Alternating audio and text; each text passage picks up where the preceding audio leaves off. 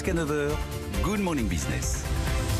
Et à 7h45, nous sommes donc avec Laurence Boone, la chef économiste de l'OCDE. Laurence Boone, hier, vos prévisions, celles de l'OCDE pour la croissance mondiale, ont donné du baume au cœur un peu à tout le monde parce que dans tous les pays, quasiment, vous avez sérieusement revu à la hausse, notamment pour les États-Unis. Vous avez doublé les prévisions de croissance pour 2021, grâce notamment au plan de relance, mais grâce aussi à la campagne de vaccination, Laurence Boone. Bonjour, oui, vous avez raison, c'est la combinaison en fait. Petit problème de son, un petit écho qu'on va essayer de résoudre. On vous écoute, on refait un essai. Alors je recommence. Est-ce que vous pouvez éventuellement, Laurence Boone, je suis désolé de faire ça en direct, mais est-ce que vous pouvez éventuellement couper le retour son? Je pense que c'est ça qui nous fait un effet d'écho sur votre voix. Et Retour son. Donc vous parlez de... Est-ce qu'on peut réessayer baisser votre volume, en fait, à mon avis, de votre appareil? On est en visioconférence, évidemment, avec Laurence Boone. On a beaucoup de contraintes sanitaires en ce moment, comme vous le savez, donc ça nous arrive d'avoir des invités en visio. Mais on va régler ce problème de son parce qu'on est très impatient d'entendre Laurence Boone donc, sur ses prévisions de croissance. Oui, est-ce que c'est meilleur? C'est bien meilleur. Voilà, c'est parfait. Ok, alors ce que je voulais vous expliquer, qu'effectivement vous avez bien remarqué, c'est que c'est à la fois la vaccination et le soutien budgétaire qui font la croissance aux États-Unis. Pourquoi je dis ça? Parce qu'il est très important de se rappeler, comme vous savez, c'est pas normal que des activités soient fermées, qu'on ne puisse pas travailler sur les lieux de travail, que certains commerces soient fermés, que des frontières soient fermées. Pour retrouver de la croissance, il faut qu'on arrive à réouvrir toutes ces activités. Et bien sûr, la clé de ça, c'est la vaccination.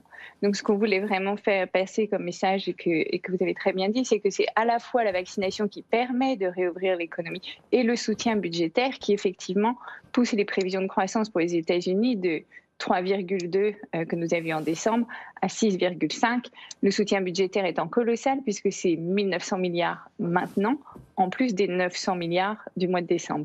Quand on parle de la vaccination, vous parlez de la vaccination mondiale, c'est-à-dire dans tous les pays du Nord, les pays du Sud, les pays qui ont besoin d'aide?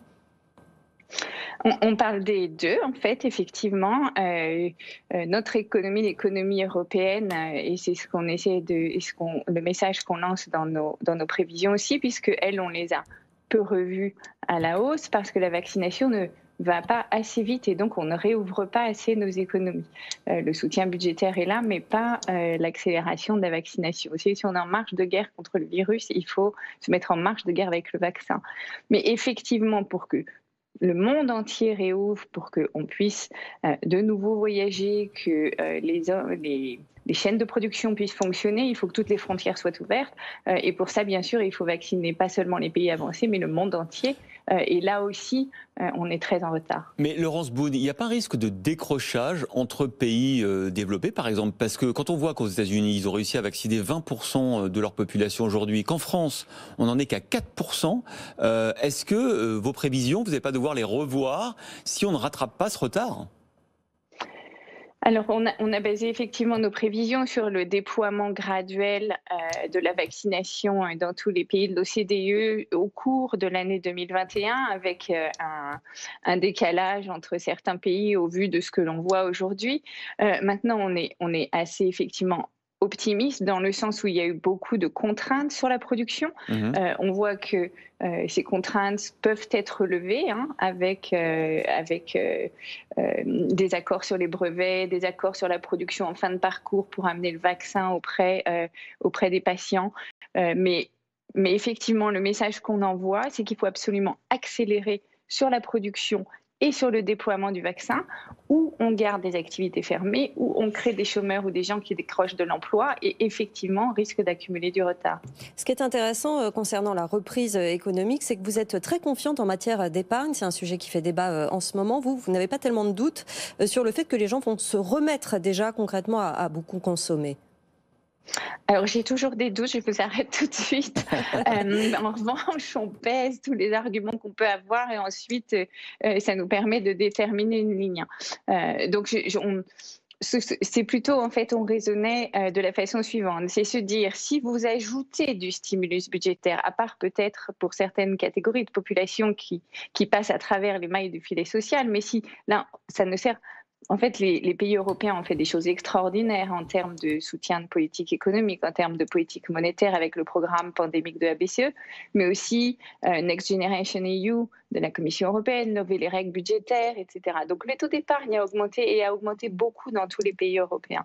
Le sujet aujourd'hui n'est pas de rajouter en fait du stimulus budgétaire à part à nouveau certaines catégories, parce que si on ne réouvre pas l'économie, ce stimulus budgétaire va finir sur les comptes d'épargne. Ouais. Et ce n'est pas ce qu'on veut. Alors, une question quand même sur ce plan de relance américain, c'est 1 400 $ de chèques qui vont être envoyés à tous les Américains qui gagnent moins de 6 000 $ par mois, c'est déjà beaucoup. Est-ce qu'on n'est pas en train d'arriver, et j'aimerais avoir votre réflexion d'économiste, à ce fameux revenu universel, où on considère que c'est au gouvernement, au budget d'un État, de payer une partie de la rémunération. Le seul fait que cette idée arrive aux États-Unis, est-ce que ça ne va pas changer la donne ? Alors, c'est une excellente question et si vous m'y autorisez, je vais vous donner 2 éléments de réponse. Le premier, c'est qu'aux États-Unis, comme vous savez, on n'a pas du tout le même système de filet de sécurité sociale que celui qu'on a en Europe. Par exemple, l'assurance chômage n'est pas du tout aussi élevée. On n'a pas eu d'activité partielle. Il faut quand même avoir en tête que l'activité partielle en Allemagne ou en France, par exemple, a pu compenser jusqu'à 7 500 € de salaire mensuel. C'est beaucoup d'argent. Ça n'existe pas, ça, aux États-Unis. Donc, eux, ils font des chèques et effectivement, ça arrive, ça paraît gros et ça l'est, mais c'est le moyen pour eux d'arriver à toucher leur population. Donc ça, c'est le premier point. Le deuxième point, c'est ce que vous soulevez est très intéressant parce qu'on a vu dans cette crise, on a vraiment appris des précédentes, mais aussi de l'état d'esprit ambiant, j'allais dire, on a vu un besoin de plus d'état social dans les pays qui n'avaient pas le même système que les Européens, en fait. Et on va se reposer des questions, vous le voyez notamment aux États-Unis, mais aussi au Royaume-Uni, sur quelle est la protection des travailleurs aujourd'hui, quel est le bon équilibre entre réglementation et flexibilité sur le marché du travail et protection sociale avec ce que vous soulignez, le revenu universel. On va effectivement faire de grands pas ou en avant ou en arrière dans la réflexion économique avec cette crise pandémique. Merci beaucoup. On vous invitera pour parler notamment de ces sujets. Laurence Boone, la chef économiste de l'OCDE qui est avec nous ce matin en direct dans Good Morning Business.